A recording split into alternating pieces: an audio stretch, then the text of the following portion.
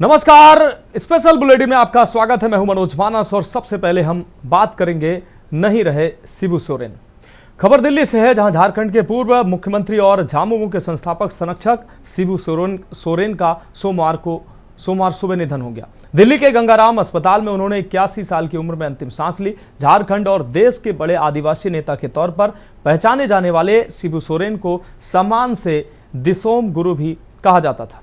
शिबू सोरेन के बेटे और झारखंड के मुख्यमंत्री हेमंत सोरेन ने सुबह उनके निधन की पुष्टि करते हुए एक इमोशनल मैसेज में लिखा। उन्होंने लिखा कि आदरणीय दिसोम गुरुजी हम सभी को छोड़कर चले गए हैं। आज मैं शून्य हो गया हूं। इसके अलावा प्रधानमंत्री नरेंद्र मोदी समेत पक्ष और विपक्ष के तमाम दिग्गज नेताओं ने शिबू सोरेन के निधन पर शोक जताया है। पीएम मोदी ने दिल्ली के गंगाराम अस्पताल पहुंचकर शिबू सोरेन के पार्थिव शरीर के अंतिम दर्शन किए। झामुमो नेता शिबू सोरेन का अंतिम संस्कार मंगलवार को रांची में किया जाएगा। इस दौरान कांग्रेस अध्यक्ष मल्लिकार्जुन खड़गे और लोकसभा में नेता प्रतिपक्ष राहुल गांधी कार्यक्रम में शामिल होने के लिए रांची जाएंगे। झामुमो प्रवक्ता सुप्रियो भट्टाचार्य ने बताया कि गुरुजी का पार्थिव शरीर सोमवार शाम रांची लाया जाएगा और मंगलवार सुबह पार्थिव शरीर को रामगढ़ जिले के उनके पैतृक गांव नेमरा ले जाया जाएगा, जहां उनका अंतिम संस्कार किया जाएगा।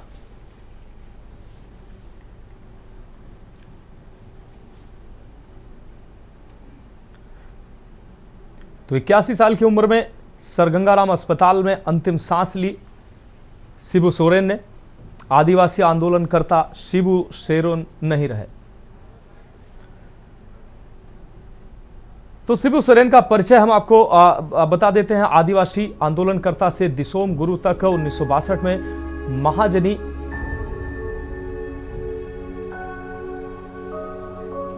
तो 1962 में महाजनी प्रथा के विरोध में धनकटी आंदोलन चलाया।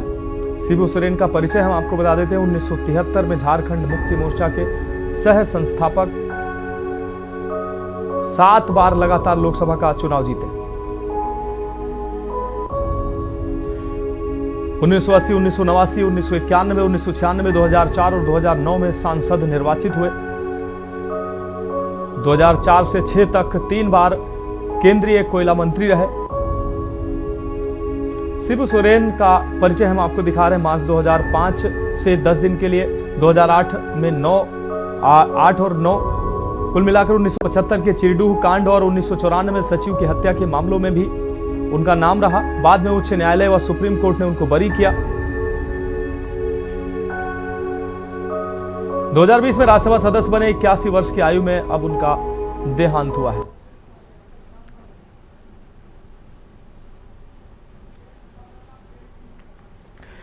और इस खबर पर ज्यादा जानकारी के लिए हमारे विशेष संवाददाता अखिलेश सिंह जी हमारे साथ जुड़ चुके हैं। अखिलेश सिंह जी, आदिवासी आंदोलनकर्ता और झारखंड के पूर्व मुख्यमंत्री शिबू सोरेन का निधन हो गया है, क्या कुछ अहम अपडेट है? एक युग का अंत माना जा रहा है इसको।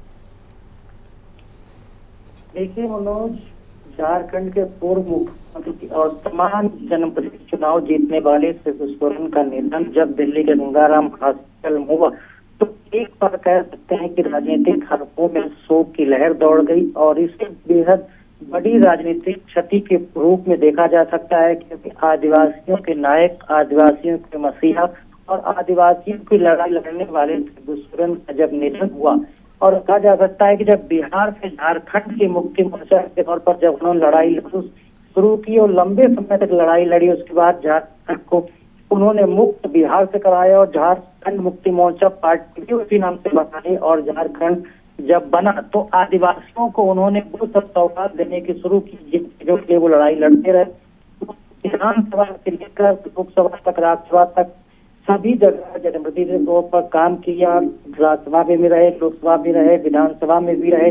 और इसके साथ ही साथ कहा जा सकता है कि जब उनके निधन की खबर आई तो उसके बाद प्रधानमंत्री खुद पहुंचे, राहुल गांधी पहुंचे, राष्ट्रपति पहुंचे और कांग्रेस के राष्ट्रीय अध्यक्ष मल्लिकार्जुन खड़गे, तमाम सभी ऐसे बड़े नेता उनके अंतिम दर्शन के लिए और श्रद्धांजलि अर्पित करने के लिए गंगाराम हॉस्पिटल चले। फिलहाल शिबू सोरेन के पार्थिव शरीर को रांची ले जाया जा रहा है। कल उनका झारखंड के रामगढ़ इलाके के जो नेमरा गांव है, जहां उनका जन्म हुआ है, वहां पर उनका अंतिम संस्कार पूरे राजकीय सम्मान के साथ किया जाएगा।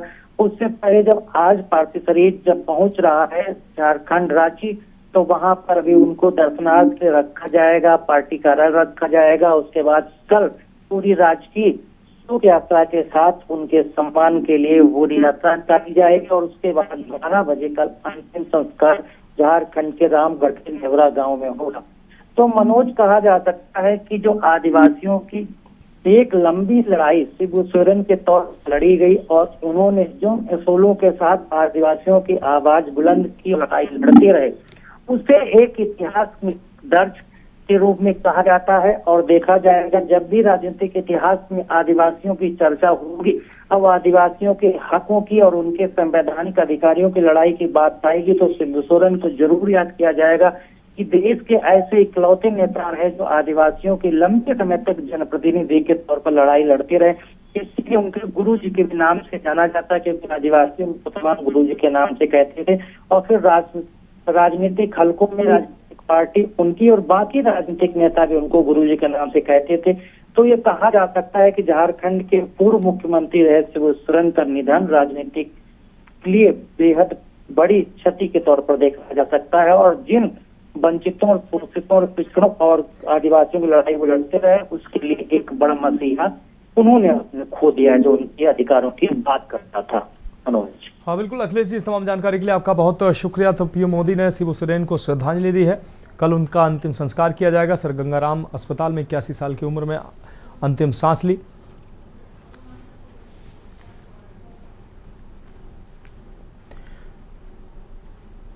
और अब हम बात करेंगे राहुल को सुप्रीम फटकार की। भारत चीन तनाव पर की गई एक टिप्पणी के लिए सुप्रीम कोर्ट ने कांग्रेस नेता राहुल गांधी को फटकार लगाई है। 2022 की भारत जोड़ो यात्रा के दौरान राहुल ने यह विवादित वक्तव्य दिया था। इसे लेकर दर्ज मुकदमों को निरस्त कराने पहुंचे राहुल को सुप्रीम कोर्ट ने खरी खरी सुनाई है। हालांकि सुप्रीम कोर्ट ने फिलहाल लखनऊ में चल रहे मुकदमे पर रोक लगा दी है। जस्टिस दीपांकर दत्ता और जस्टिस अगस्टिन जॉर्ज मसीह की बेंच ने कहा कि आपको कैसे पता चल गया कि चीन ने भारत की 2000 वर्ग किलोमीटर जमीन कब्जा ली है? क्या आप वहां थे? आपके पास क्या सबूत था? अगर आप सच्चे भारतीय हैं तो ऐसी बात नहीं कह सकते। जब सीमा पर झड़प की स्थिति हो तब दोनों तरफ की सेना को नुकसान पहुंचाना कोई सामान्य बात नहीं है। 16 दिसंबर 2022 को भारत जोड़ो यात्रा के दौरान राहुल गांधी ने भारत चीन विवाद पर टिप्पणी की थी। राहुल ने एक भाषण में कहा था कि चीनी सैनिक भारतीय सैनिकों को पीट रहे हैं। इस बयान को आधार बनाकर बॉर्डर रोड ऑर्गेनाइजेशन के पूर्व निदेशक उदय शंकर श्रीवास्तव ने लखनऊ में राहुल के खिलाफ आपराधिक मानहानि का केस दर्ज करवाया था। और अखिलेश सिंह हमारे विशेष संवाददाता ज्यादा जानकारी के लिए हमारे साथ जुड़ गए हैं। अखिलेश जी, राहुल गांधी का एक पुराना बयान जिसको लेकर मामला दर्ज कराया गया, अब सुप्रीम कोर्ट में यह मामला पहुंचा। सुप्रीम कोर्ट ने अब राहुल गांधी को फटकार लगाई है। सुप्रीम कोर्ट ने कहा कि जो बयान दिया गया वो सामान्य बयान नहीं था, क्योंकि देश की सेनाओं से जुड़ा बयान था। क्या कुछ अहम अपडेट है, क्योंकि सुप्रीम कोर्ट ने फटकार लगाई है राहुल गांधी को?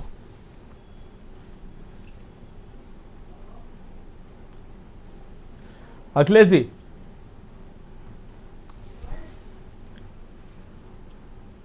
तो अखिलेश जी से संपर्क नहीं हो पा रहा है, शायद दोबारा से उनसे जुड़ने का प्रयास करेंगे। सुप्रीम कोर्ट ने राहुल को फटकार लगाई है। कोर्ट ने कहा कि साक्ष्य कहां है? कैसे आपको मालूम चला कि चीन ने भारत की जमीन को हथियाया है? इस तरह के बयान सामान्य बयान नहीं हो सकते हैं, और तब ऐसे बयान देना बिल्कुल ठीक नहीं है जब दो सेनाएं आमने सामने हो, लोगों की भावनाएं जुड़ी होती हैं। भारत जोड़ो यात्रा के दौरान राहुल गांधी ने बयान दिया था, उसमें उन्होंने कहा था चीनी सैनिक हमारे जवानों को पीट रहे हैं। अब इस बयान को लेकर सुप्रीम कोर्ट में मामला, आपको बता दें कि इस बयान को लेकर मानहानि का मुकदमा दर्ज कराया गया।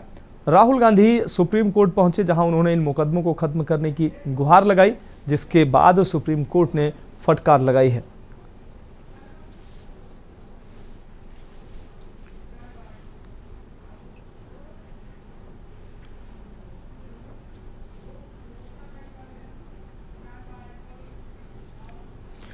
और अब हम बात करेंगे 2 वोटर आईडी पर फंसे तेजस्वी। बिहार के पूर्व उप मुख्यमंत्री और आरजेडी नेता तेजस्वी यादव को 2 अलग अलग वोटर आई कार्ड नंबर रखने के मामले में निर्वाचन आयोग ने नोटिस जारी किया है। आयोग ने इस पर स्पष्टीकरण मांगा है और तय समय में लिखित जवाब देने को कहा है। बताया जा रहा है कि तेजस्वी यादव के नाम पर 2 एपिक नंबर दर्ज हैं। पहला नंबर 2015 और 2020 की मतदाता सूची में मौजूद था, जबकि दूसरा नंबर जांच में फर्जी और अस्तित्वहीन पाया गया है। चुनाव आयोग इस मामले को गंभीरता से लेकर फर्जी दस्तावेज या दोहरी प्रविष्टि की जांच कर रहा है। तेजस्वी यादव ने कुछ समय पहले आरोप लगाया था कि उनका नाम मतदाता सूची से हटा दिया गया है, लेकिन आयोग ने इसे पूरी तरह से निराधार बताया। आयोग के मुताबिक उनका नाम अब भी सूची में दर्ज है। फिलहाल तेजस्वी को नोटिस का जवाब देना है और एपिक नंबरों से जुड़े सभी जानकारी आयोग को अब देनी होगी।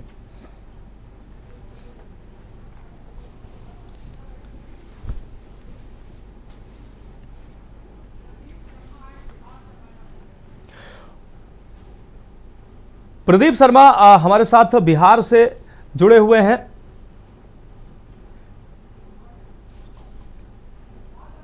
हमारे संवाददाता प्रदीप शर्मा बिहार से हमारे साथ जुड़े हुए हैं। प्रदीप, आपका रुख कर रहे हैं। प्रदीप, तेजस्वी यादव को चुनाव आयोग का नोटिस मिला है जिसमें एक एपिक वैध और दूसरा फर्जी 2 एपिक नंबरों को रखने की वजह से उनसे स्पष्टीकरण मांगा गया है। क्या कुछ अहम अपडेट है इस खबर को? बिल्कुल ऐसा हुआ है कि दरअसल कुछ दिनों पहले तेजस्वी यादव ने प्रेस कॉन्फ्रेंस कर यह जानकारी दी थी कि उनका नाम जो है वोटर लिस्ट से हटा दिया गया है, जिसके बाद यह मामला जो तूल पकड़ लिया और चुनाव आयोग ने इसकी गहन जांच की और जांच के क्रम में यह पाया गया कि उनका आईडी कार्ड दर्ज है। तो उनसे यह जवाब मांगा जा रहा है, क्या अगर आपके पास अदर आईडी कार्ड पहले से है, अगर है तो आप उसे उपलब्ध कराएं ताकि उसकी जो है गहनता से जांच की जा सके। पर नई खबर यह है कि 2 वोटर आईडी कार्ड मामले में थाने में जो आवेदन पड़ गया है, आरके नगर निवासी वकील राजीव रंजन ने पुलिस को दी शिकायत में लिखा है कि आगामी विधानसभा चुनाव के लिए मतदान सूची बनाई जा रही है। इसमें तेजस्वी यादव के द्वारा 2 मतदान पत्र बनाया गया है, क्योंकि उनका जो जानकारी वो दे रहे थे कि उनका नाम नहीं है, जो लिस्ट जारी की गई है उसमें नाम नहीं है। तो जब नाम उनका निकल कर आ गया सामने, तो वकील राजीव रंजन जो है वो थाने में आवेदन दे देते इसके लिए।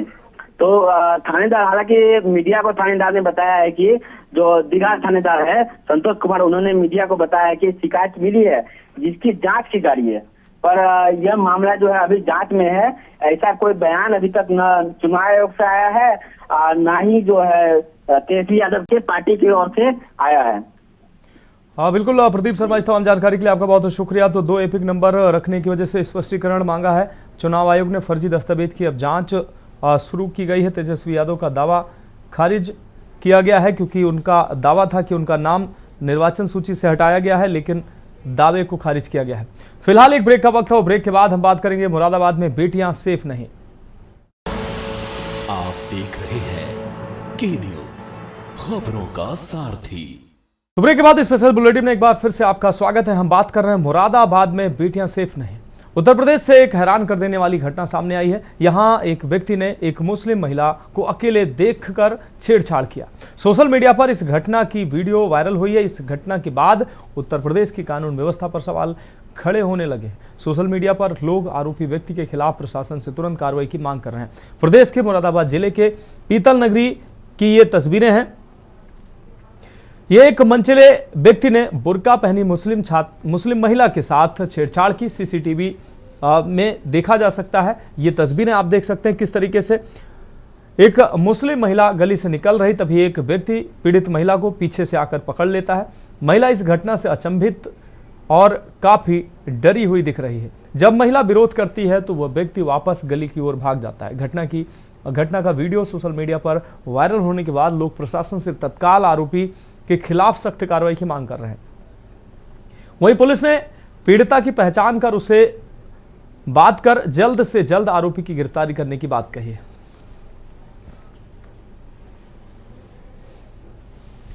आज सोशल मीडिया पर एक वीडियो वायरल हो रहा था, इसमें एक महिला के साथ छेड़छाड़ की घटना स्पष्ट रूप से दिख रही है और सोशल मीडिया से ही पुलिस को ही पता चला है। इसमें हम लोगों ने तत्काल सभी थाना क्षेत्रों से पता किया तो ये थाना नागफनी के डिप्टीगंज क्षेत्र का मामला प्रकाश में आया है और हम लोगों ने उन महिला को लोकेट किया। उसके बाद जाकर उनसे वार्ता की गई है।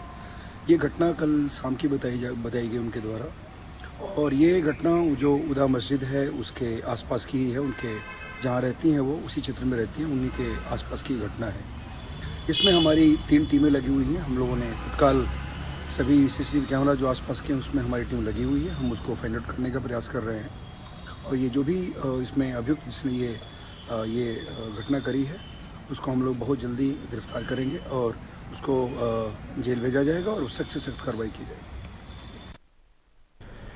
और अब हम बात करेंगे बिजली के बिल का करंट। संभल के चंदोसी क्षेत्र के अकरोली गांव में बिजली विभाग की बड़ी लापरवाही सामने आई। गांव की महिला जरीना को सिर्फ 1 किलोवाट के घरेलू कनेक्शन पर 58,72,000 रुपए का बिल थमा दिया गया।